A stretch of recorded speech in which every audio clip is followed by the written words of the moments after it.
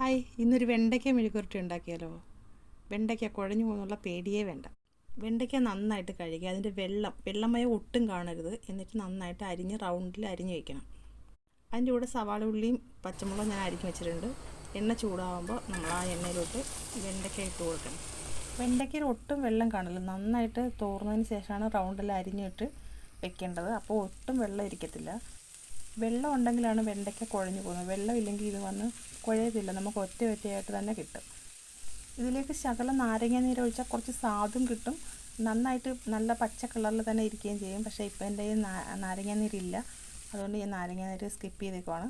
എന്നിട്ട് ആവശ്യത്തിനുള്ള ഉപ്പിടണം. ഉപ്പിട്ടൊന്ന് മിക്സ് ചെയ്തതിന് ശേഷം നമ്മൾ കുറച്ച് നേരം അത് വിടണം. ഇതാണ് ഇതിനാവശ്യമായ ഉള്ളി, പച്ചമുളക്, വെളുത്തുള്ളി, കറിവേപ്പില. എന്നിട്ട് നമ്മുടെ വെണ്ടയ്ക്ക ഈ ഒരു പരുവുണ്ടല്ലോ, ഇത് കണ്ടോ ഒറ്റയായിട്ട് ഇങ്ങനെ കിടക്കുകയാണ്. ഈ ഒരു പരുവൊക്കെ ആകുമ്പോഴത്തേക്ക് നമുക്കിത് നിർത്താം. ഇങ്ങനെ ഈ ഒരു പരുവത്തിൽ നമുക്ക് എടുക്കണം.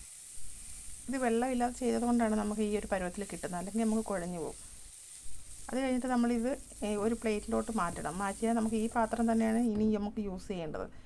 ആ പാനൊന്ന് കഴുകിയെടുക്കണം, അല്ലെങ്കിൽ അതിൻ്റെ ആ കറുത്ത എല്ലാം കൂടി ഇങ്ങനെ ഇതങ്ങ് ബ്രൗൺ കളറാവും. അതൊന്ന് കഴിയുന്നതിന് ശേഷം അതിലൊക്കെ എണ്ണ ഒഴിക്കണം. എന്നിട്ട് ആവശ്യത്തിന് കടുകിടണം.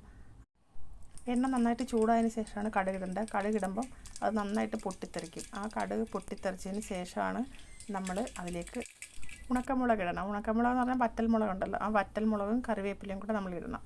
അതും എല്ലാം ഒന്ന് പൊട്ടിത്തെറിക്കുന്ന സമയത്ത് നമ്മൾ അരിഞ്ഞ് വെച്ചിരിക്കുന്ന ഉള്ളിയും വെളുത്തുള്ളിയും പച്ചമുളകും കൂടെ അതിടണം. അതിട്ടിട്ട് നന്നായിട്ടൊന്ന് ഇളക്കി കൊടുക്കണം. ഈ ഉള്ളി ഒന്ന് ബ്രൗൺ ആവുന്നത് വരെ നമ്മൾ ഒന്ന് ചെറുതായിട്ട് ചെറിയ തീയിലൊന്ന് ഇളക്കി കൊടുക്കണം. ആ ഉള്ളി ബ്രൗൺ കളറാകുമ്പം അതിലേക്ക് നമ്മൾ ഇതിനാവശ്യമുള്ള മസാല എന്ന് പറയുമ്പോൾ ഒരുപാടൊന്നുമില്ല. മഞ്ഞൾപ്പൊടി ഇടണം. മഞ്ഞൾപ്പൊടിയുടെ കൂടെ കുറച്ച് മുളക് പൊടി. ഇന്ന് നമ്മൾ പച്ചമുളക് ഇട്ടത് കൊണ്ട് മുളക് പൊടി കുറച്ച് മതി, ഒരു കളറിന് വേണ്ടി. ഉപ്പ് ആവശ്യമുണ്ടെങ്കിൽ മാത്രം ഇടുക, കാരണം ഉപ്പ് ഓൾറെഡി വെണ്ടയ്ക്കയിൽ വഴറ്റുമ്പോൾ ഇട്ടിട്ടുണ്ടായിരുന്നു. എനിക്കത് മതി, അത്ര ഉപ്പ് മതി. ഇത് ഈ ഒരു പരുവമാവണം. ഈ ഒരു പരുവമാകുമ്പോഴാണ് നമ്മൾ വേവിച്ച് വെച്ചിരിക്കുന്ന വെണ്ട ഇതിനകത്തോട്ട് ഇടണം. വെണ്ടയ്ക്ക ലേഡീസ് ഫിംഗർ അത് ഇതിനകത്തിട്ട് നന്നായിട്ട് മിക്സ് ചെയ്യണം. നന്നായിട്ട് മിക്സ് ചെയ്ത് കഴിഞ്ഞാൽ നമ്മുടെ ജോലി തീർന്നു. ഞാൻ പറഞ്ഞില്ല, കുറച്ച് സമയം മതി. ഇങ്ങനെ വെക്കേണ്ട ഒരു ടിപ്പ് എന്താണെന്ന് വെച്ചാൽ, ഈ വെണ്ടയ്ക്കയിൽ ഒരു തുള്ളി പോലും വെള്ളം ഇരിക്കാൻ പാടില്ല. അപ്പം നമ്മുടെ അവസാന ലുക്ക് കണ്ടോ, നല്ല കളറുണ്ട്, നല്ല ക്രിപ്സിയും ചോറിൻ്റെ കൂടെ അടിപൊളി കോമ്പിനേഷനാണ്. അപ്പോൾ വീഡിയോ ഇഷ്ടപ്പെട്ടാൽ ലൈക്ക് ഷെയറും ചെയ്യാൻ മറക്കല്ലേ. നല്ല അടിപൊളിയാണ്, നിങ്ങളെല്ലാവരും ഒന്ന് ട്രൈ ചെയ്യണം.